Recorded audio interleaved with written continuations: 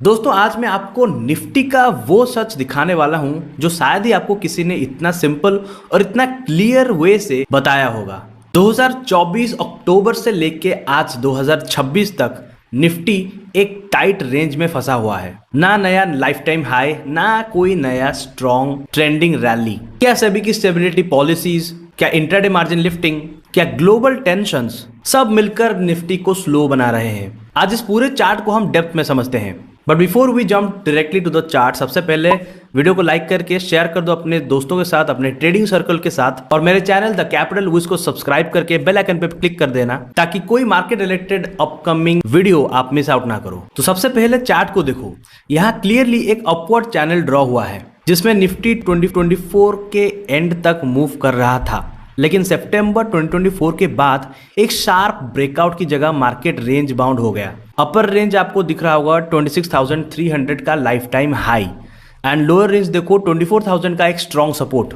इस पूरे फेज को अगर आप ध्यान से देखें तो हमें पूरा 1.5 साल का कंप्रेशन जोन दिखता है। देखो अक्टूबर 2024 से ये एक क्रिटिकल टर्निंग पॉइंट था मार्केट के लिए। सेबी के रूल्स के अकॉर्डिंग इंट्राडे मार्जिन्स को कंप्लीटली स्टैंडर्डाइज कर दिया गया।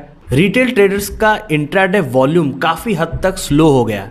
पहले जहां ओवर लेवरेज पोजीशंस मार्केट को ऊपर नीचे पुश करती थी, वहां मार्जिन नॉर्मलाइजेशन के बाद वोलेटिलिटी नेचुरली कूल डाउन हो गई। इसी वजह से मोमेंटम बेस्ड रैलीज रेयर हो गई। आप कमेंट करके बताना क्या आपको भी मार्जिन लिफ्ट के बाद मार्केट का मोमेंटम वीक लगा। अब आ जाते हैं सबसे बड़े सवाल के ऊपर। सितंबर 2024 के बाद निफ्टी एक न्यू लाइफ टाइम हाई क्यों नहीं बना पाया? 3 सॉलिड रीजंस है यहाँ पर। रीजन नंबर 1, रिटेल पार्टिसिपेशन का वॉल्यूम ड्रॉप।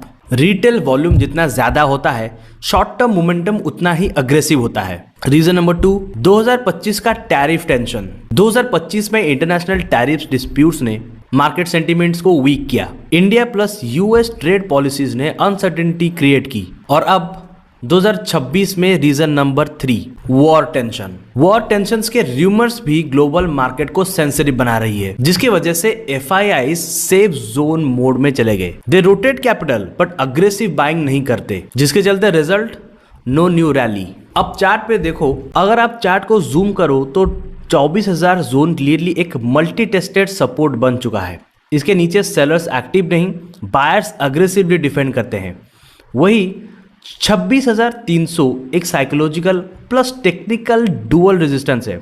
जब तक कोई मेजर ग्लोबल पॉजिटिव इवेंट नहीं आता, इसके ऊपर सस्टेन करना डिफिकल्ट है। निफ्टी की ये 1.5 साल की रेंज सिंपल नहीं है, ये एक कॉम्बिनेशन इफेक्ट है। लो लेवरेज वॉल्यूम, सेबी का stability focused approach, global uncertainties, institutional hedging mode, corporate earnings neutral tone. इन सब को ऐड करो तो आपको एक perfect compressed sideways range bound market मिलता है। This is not bullish, this is not bearish as well, ये सिर्फ एक स्टेबिलिटी फेज है। अब सवाल डायरेक्टली आता है रेगुलेटरी के ऊपर। क्या सेबी यही चाहता था? देखो दोस्तों, सेबी का मेन ऑब्जेक्टिव होता है मार्केट को सेफ, स्टेबल और प्रेडिक्टेबल बनाना। ओवर लेवरेज ट्रेडिंग क्रैश का बिगेस्ट रीजन होती थी। 2020 मतलब कोविड टाइम से 2020 से 2023 का insane intraday volume bubble, SEBI ने उसे कंप्रेस किया और इन रिजल्ट मार्केट स्टेबल पर मोमेंटम कम।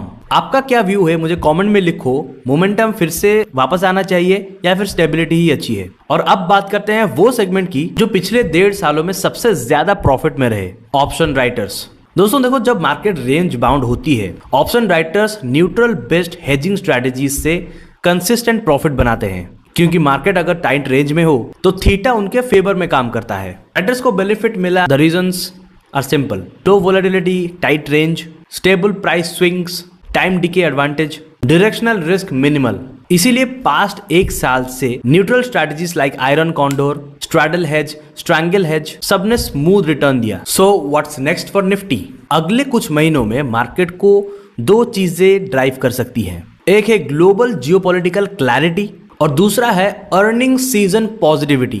जब कोई मेजर इवेंट ब्रेक होता है तब ही जाकर निफ्टी इस रेंज से बाहर निकल सकता है। तब तक ये 24,000 और 26,300 वाली बॉक्सिंग रिंग में ही घूमेगा। So thanks for watching this video till the end. अगर आपको ये एनालिसिस पसंद आया तो लाइक जरूर करना, क्योंकि आपका एक लाइक मुझे और मोटिवेट करता है कि मैं और ऐसे डिटेल वीडियोस बनाते रहूं। कमेंट करके बताओ आप बुलिश हो या बेरिश। या फिर रेंज बाउंड व्यू भी रखते हो। और चैनल को सब्सक्राइब कर लो, क्योंकि मैं आपके लिए डेली मार्केट स्ट्रक्चर, साइकोलॉजी और स्ट्रैटेजी बेस्ड एजुकेशनल वीडियोस लाता रहता हूँ।